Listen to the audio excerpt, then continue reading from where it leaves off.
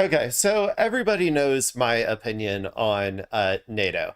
I want it gone. I hate it. It allows America to get away with incredible amounts of belligerence through, political coercion of the countries that it offers, its protection racket to, yeah, through NATO. So I am not a fan of NATO. I want it dead. I want it gone. So we're gonna watch this video by DW News about apparently the US is discussing kicking Spain out of NATO. Um, so let's go and see what's going on here. I mean, I'm assuming I know why. It's because Spain has been one of the few countries that has gone against America, or more particularly against Israel. And any country that goes against Israel, uh, you know, that's a big no-no. So let's go and see what's going on here. Yeah, let's see what's happening with Spain and NATO. The United States reportedly considering punitive measures against NATO partners that have refused to participate in the war against Iran. The Reuters news agency says that it has obtained internal emails from the Pentagon which show that, among other things, the expulsion of Spain from the alliance is under discussion. Madrid refused to allow U.S. aircraft to use Spanish bases for the war. The U.K. is also in the firing line. The U.S. might scale back its support for British sovereignty over the Falkland Islands, also claimed by Argentina, led by a strong ally of the U.S. president. And the messages also said countries Washington deems difficult could be excluded from key NATO posts. Now, the EU heads of state and government are currently in Cyprus for an informal summit. There, Foreign Policy Chief Kaja Kallas appeared perplexed by the U.S. criticism, given that the U.K. and France are leading an effort to help secure trade in the Strait of Hormuz once the war is over. When we have had contacts with the American counterparts, then actually their asks for us have been exactly what we are able to offer. After the cessation of hostilities, demining, escorting of ships, all of this. That ain't good enough. That ain't good enough. They want you to entirely take over the operations that America doesn't want to do. Like, that's basically what we want.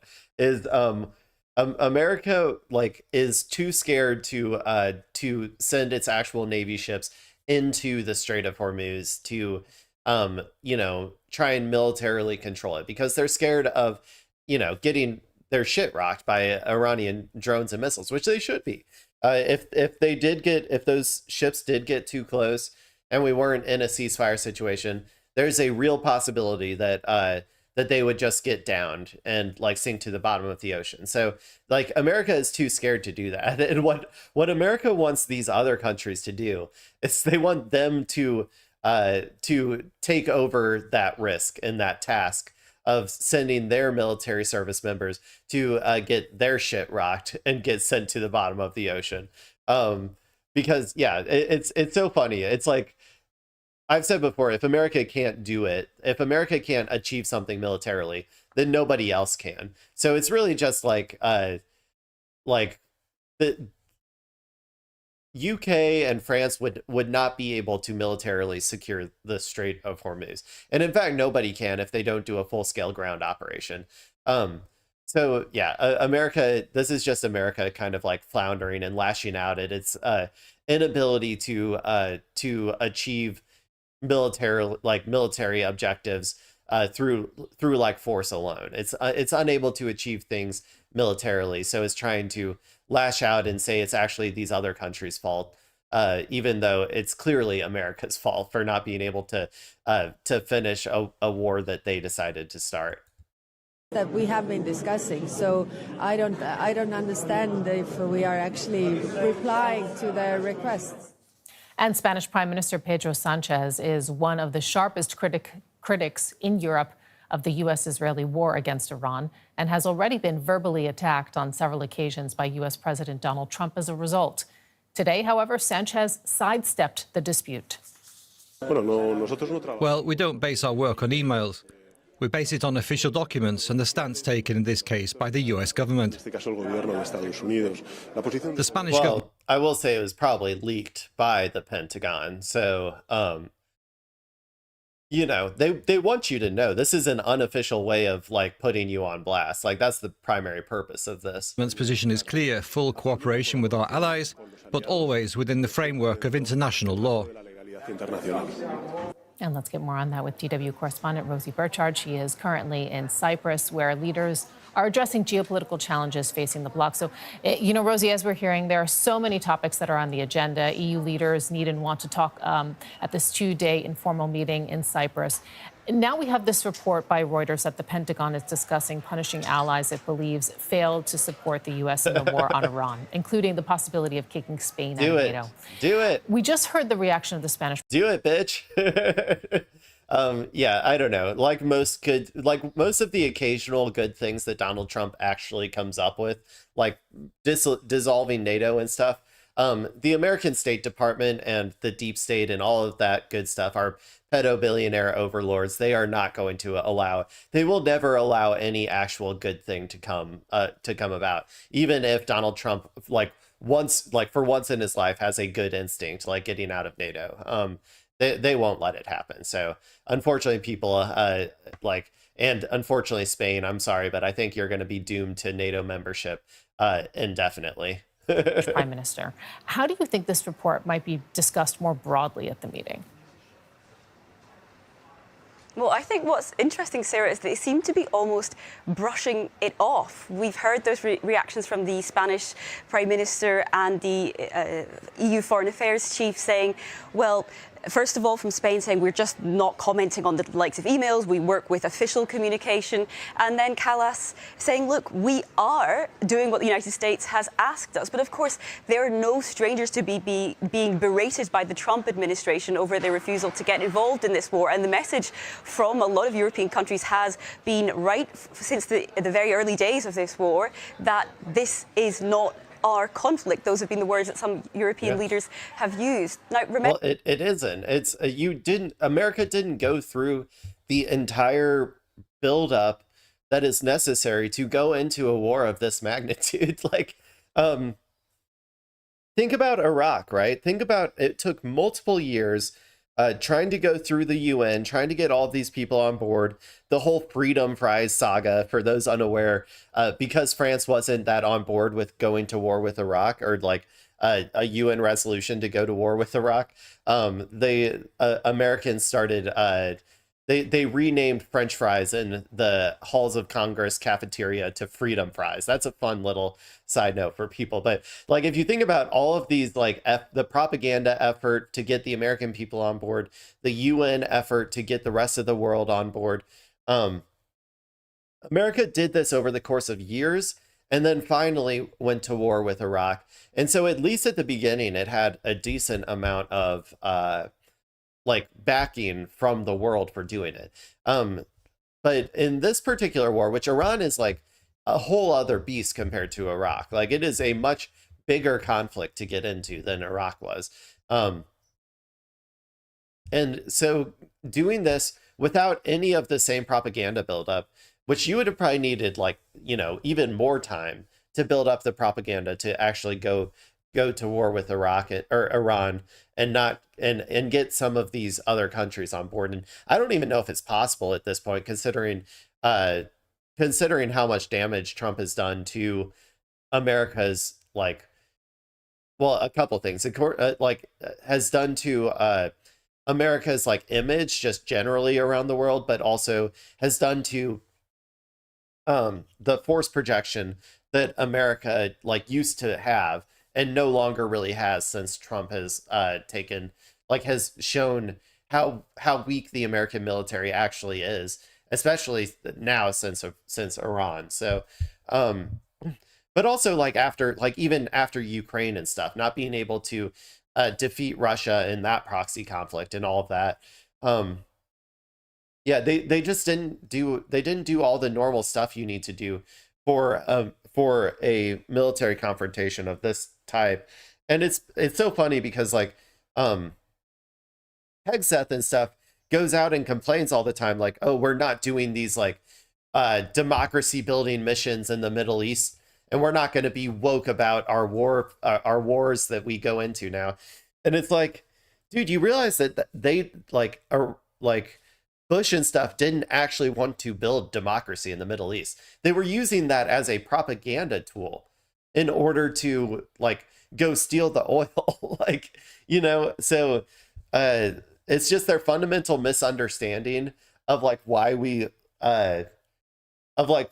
lost these wars in the past, and like the reasons that we did all of this propaganda. Like these fundamental misunderstandings are all now compounding on the fact that like all of these countries are unable to justify getting involved in this conflict to their people. Like maybe if they had more of that propaganda buildup, then maybe they could have convinced more of their populations to get somewhat involved. But yeah, I don't know, man. They just really botched everything when it comes to this war.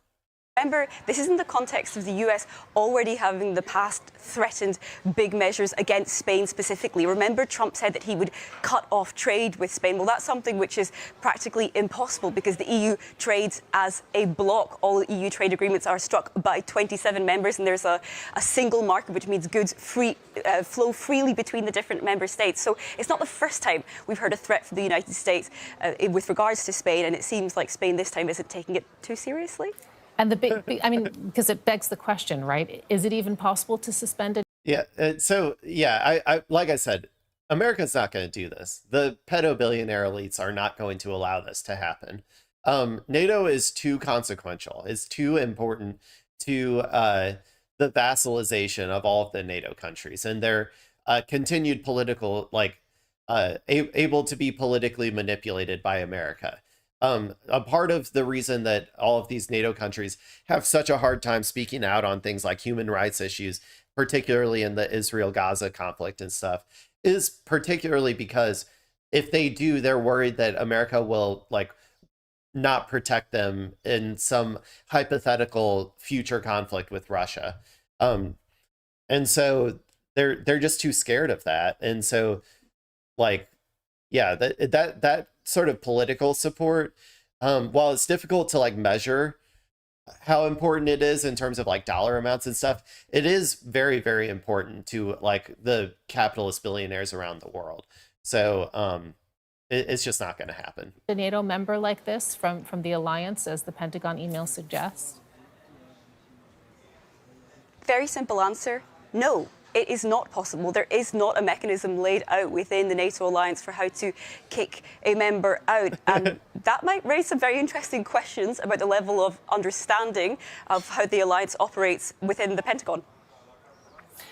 So, against that backdrop, then, EU leaders are also talking in Cyprus about how the EU mutual assistance clause could practically work. Because, unlike NATO's Article 5, this EU mutual assistance clause is not backed by like a relatively detailed plan, is it? No, not at all. And that's what's really interesting about this, because we know that Article 5, it says clearly an attack on one is an attack on all. It's based on this broad concept of deterrence, and there are stages and actions to be taken if a country were to find itself under attack. The EU has this much lesser known mutual assistance or mutual defence clause written into its treaties, and it's kind of flown under the radar for years. That's because the words are clear. It does say that member states are bound to, in one way or other, help each other, but what that means is totally unclear. What would they have to do? When? How? On what timelines? What would different member states contribute? And that is something which Cyprus, which is the host of this summit and which is not a member of the NATO alliance, has been pushing forward with. Cyprus wants to try and clear that up, and it's pushing now to have a kind of situation room where European countries sit down together and talk through a scenario in which a fictional aggressor, let's say, would be attacking country X or Y, and all the different countries have to look at, okay, well, what would we do in that situation? What kind of support could we provide? Would we run into any legal difficulties? Who would hold the talks where, and what would be the timeline for making decisions? These are questions they don't have answers to yet. Cyprus is trying to hash those out, but it's not in. Okay, so if I'm following this, and I was looking at some stuff at the beginning, so I might have missed a part of it, but I don't know if this is something that already exists, but or something that they are creating, or maybe just like giving more details to. But it sounds like they're trying to create a defense obligation pact outside of the realm of America, right? Like so that they don't have to rely, or theoretically, so they don't have to rely entirely on America for all of their defense assurances. I think this is a good move, uh, like in the long term, probably. I think the EU as a whole, like the EU as a whole is like a middle power, if I had to say. They're not America, they're not China. Like even I'm talking the entire EU, right? And they're not Russia either. Like they would not be able to, I think, compete with those countries in terms of like a global conflict or something. Or like a peer-to-peer like, war. Um so but I do think that in the interest of getting to a multipolar world, the more bases of power there are, the more different types of defense pacts and stuff that are not all solely dependent on America, the better things will be in the future and the more peaceful things will be in the future. So this is important because eventually, like as we're kind of seeing now, America will not be able to support NATO anymore in terms of like it will not have the capability of supporting NATO. We're kind of seeing the fractures of it happen, like particularly since Ukraine and Russia, where America is unable to get the outcome it wants in Ukraine, for Ukraine. But also definitely now with its conflict with Iran, people are starting to see how incapable America is of actually defending its allies. So eventually these sorts of like things will snowball into a realm where people are no longer going to trust America to be able to protect them.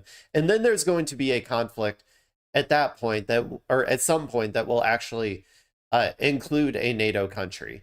At which point we'll probably see that the entire organization of NATO completely collapse, like because America potentially won't even want to protect it. Number one, like if it's for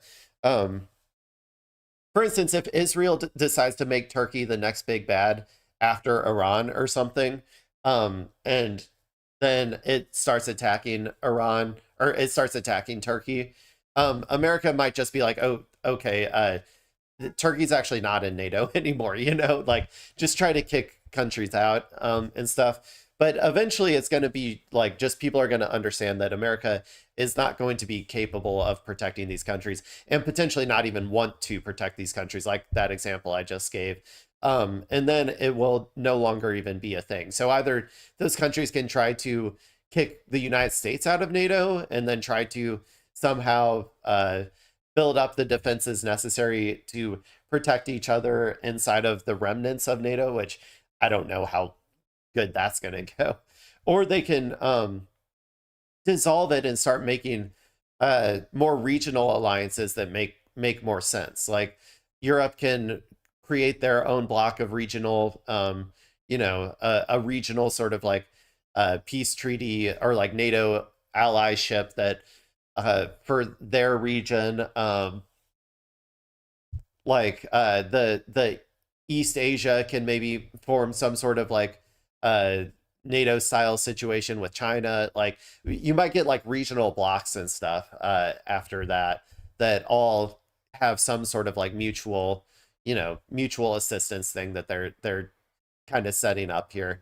I think that's probably what it's going to end up being like in the long term, but that's going to be over. Like all of these things are things that are going to be over like 10-20 years. These aren't things that are going to happen immediately. And any sort of major world events, like if this does turn into a global world war, can throw these timelines all over the place, because if that happens, there could be a major fracturing that happens in the aftermath of war, where if America gets like defeated like the Nazis did or something, right?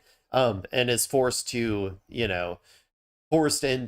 a capitulation to the rest of the world in some sense, then that could imply a complete destructuring of our current organizations like the UN and NATO and all of that, and a rebuilding by other world powers outside of America. Like there's also possibilities like that as well. So I don't know, anything can happen in this crazy, crazy world we live in, people. I'm just here trying to,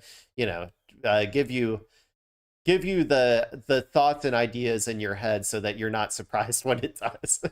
Entirely uncontroversial. There are some EU members which say, look, not so fast. On the one hand, Ireland is also militarily neutral, not a part of NATO, and seems quite keen to say, look, we don't want to be necessarily committing to anything here. We're constitutionally unable, for example, to send troops.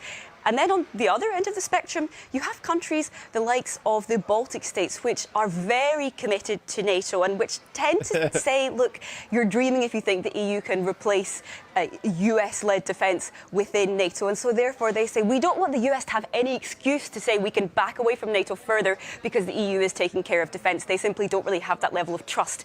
Yeah, well, it's so funny. The proximity to Russia is literally like how pro-NATO you are. Like the closer you are, like physically to Russia, the more pro-NATO you are.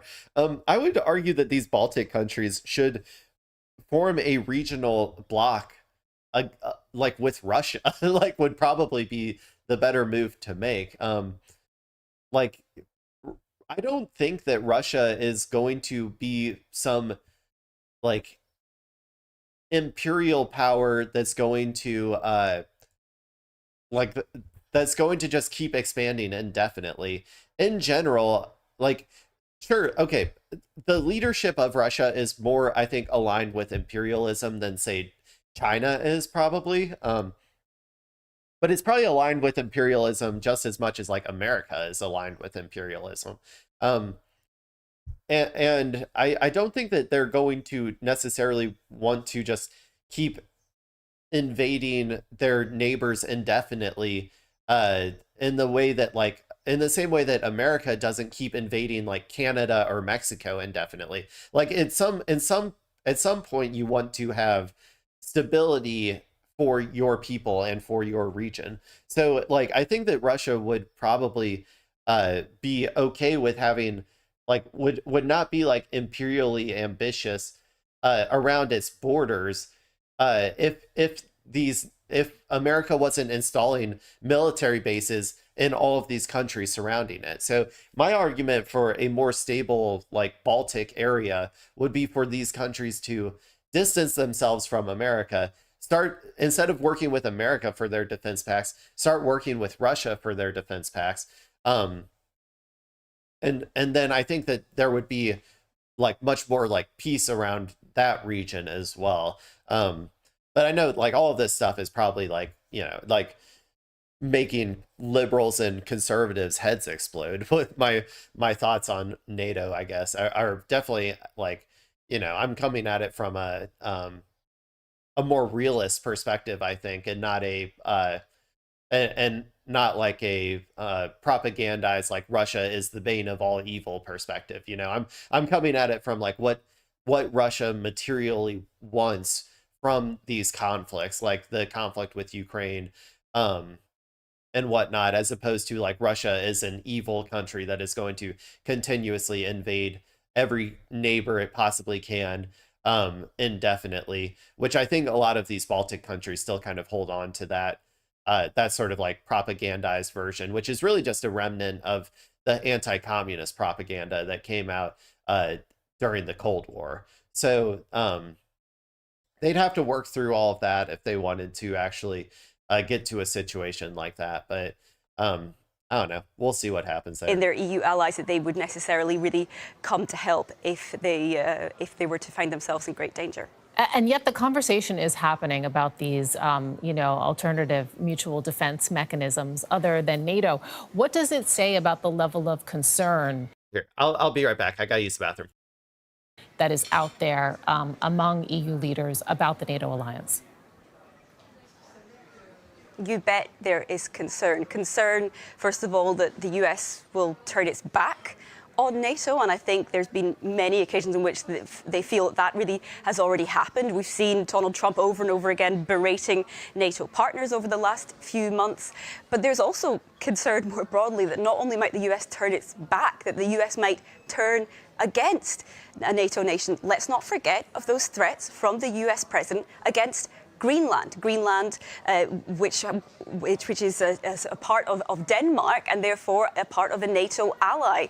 And that is something which the Danish Prime Minister spoke very strongly against. And we know that tensions have really cooled on that for now. We've not heard it coming up so much in the news cycle. We've heard Trump referring to it less and less. However, the damage has been done there, I think, when it comes to the trust in that transatlantic alliance. And I think that Greenland moment a few months ago was really a tipping point for quite a lot of these European nations when it comes to how they view the US. And there was a lot of accusation also, among the NATO allies that there was, this so-called policy of appeasement toward President Trump. What do you think has happened since the Greenland debacle and now? Is there still that policy in place, or are you experiencing a shift happening? It looks like they're hardening their stance, doesn't it? I mean, we're not seeing nearly so many of these moments where European countries are trying to suck up to President Trump in one way or another. And we've seen them taking more and more statements against him, speaking out directly in criticism, whether it was the Danish Prime Minister or recently the Italian Prime Minister, Giorgia Meloni, when she really criticized Trump quite loudly over his comments about the Pope. And of course, Meloni was seen as a close ally of Trump. So we are seeing a change in the rhetoric and the approach here from the European leaders when they're looking across the Atlantic. And I think they may have worked out that this play it nice approach hasn't really seemed to bear much fruit. Yeah, no shit, dude. They should tune into my broadcast. I could have told you that. I could have told you that the plane. It's so strange to me that these are the countries who, like, generally, like, hated and feared and, like, defeated the Nazis, right? And they for some reason think that capitulating to fascists in America is somehow going to like stave off the aggression of those fascists. Like, yeah, no shit, you shouldn't be capitulating to fascists, like, or like playing nice with fascists, assuming that they're going to like interpret, like, be like, oh, okay, these people they gave us something, so now we're no longer going to want to invade and take Greenland or whatever, right? Like, that's a silly mentality to have. Fascists, you cannot negotiate with fascists, okay? You have to defeat them. Like, you have to defeat them ideologically, politically, and if it comes to it, militarily. That's the only way to stop, the colonial takeover of these various countries. Trust me, the whole Greenland thing is not off the table. Like, it's put on the back burner. We're changing our order of operations here, but we're going to Iran right now. I kind of think that Iran, honestly, is like, sitting out in front, like, protecting, like, stopping America's, like, pedo billionaires from, like, getting their grubby little fingers all over, like Cuba and, like, Greenland and, I don't know, a whole bunch of other countries that I'm sure are, like, lined up in a row. Like, they have all of these plans lined up, like, in policy papers, and, like, a nice little line, like, of like, okay, we're starting with Iran, then we're going to Greenland, then we're going to Australia, and then we're going to, like, we're going to just keep going down the line and, like, trying to manipulate and, like, control all of these countries until we can't anymore, until we're, like, politically, economically, or militarily stopped, in that order. So yeah, these people need to learn from their own history, like, and also stop pretending like America isn't fascist or, like, on the road to fascism, because, like, if they just the American neoliberal propaganda that has, like, spread throughout all of these EU countries has completely destroyed their ability to, like, view objective reality and, like, make good decisions. It's very, very sad. You remember that last year they accepted what was seen as a very lopsided trade deal, a trade deal that was seen to benefit the United States much more than Europe. And that was within the context of them having great fears about their own security. Remember that the Europeans are still, whether or not their rhetoric reflects it, very much dependent on the United States for their security needs. And of course, they were also very concerned about the future of Ukraine. We saw the US flip-flopping on support to Ukraine over the last year or so, and they were trying and lock in some sort of predictability there. Well, they haven't got that predictability, despite signing up to this deal that many of them really thought was the price to pay for more security. And so I think they're really looking at now reflecting on the limits of that strategy. That doesn't mean that there are not many ways that the US could really hurt European countries, and that they do still have a lot that they stand to lose, particularly when it comes to that talk of defence. And of course, on technology, the technology that powers European businesses, European homes, well, that is pretty much all located in the US when it comes to cloud storage. And there's a start of a discussion here on tech sovereignty in the EU, but it's very, very early stages. And I think we're still quite far off when it comes to anything that looks like a true independence, if that is what these leaders are looking for. Right now, they're saying, look, let's stay friends, let's stay cordial, let's not try and face each other down. But of course, this is a US president which has shown himself to be very willing and able to send harsh criticisms across the Atlantic on sometimes almost a daily basis.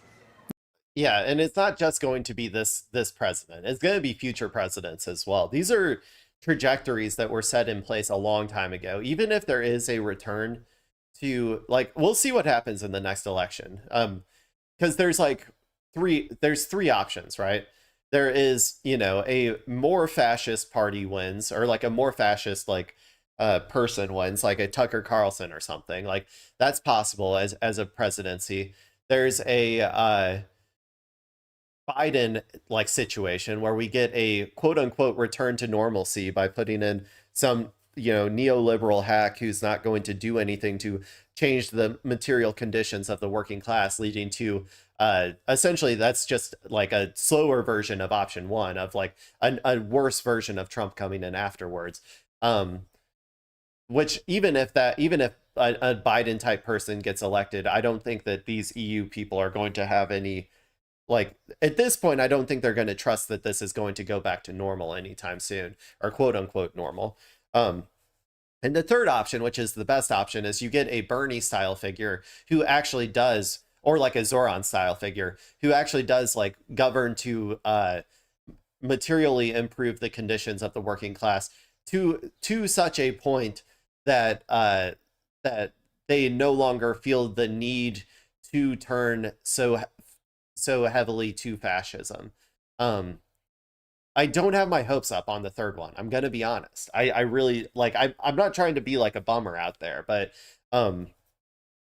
it's just all the signs that I'm seeing are pointing to the Democrats doing the exact same thing that they did last time, and forcing all left-leaning populists out of the party, or putting their thumb on the scale for the centrists. So I don't have a whole lot of faith in that third option. So EU, start diversify your defense agreements. You don't keep doing what you're doing with trying to get some EU mutual security guarantees or something. That's great, but also consider counterbalancing against America with China, the other global superpower. The only one who could actually defend you at this point in time against American aggression would be China. So you should probably be doing that. Even if you don't like China, it's good to balance these two superpowers against each other, because then you will be in a better strategic position in the future. So there you go. That's my advice to the EU. They're never going to take it because they don't trust people like me who have good opinions, but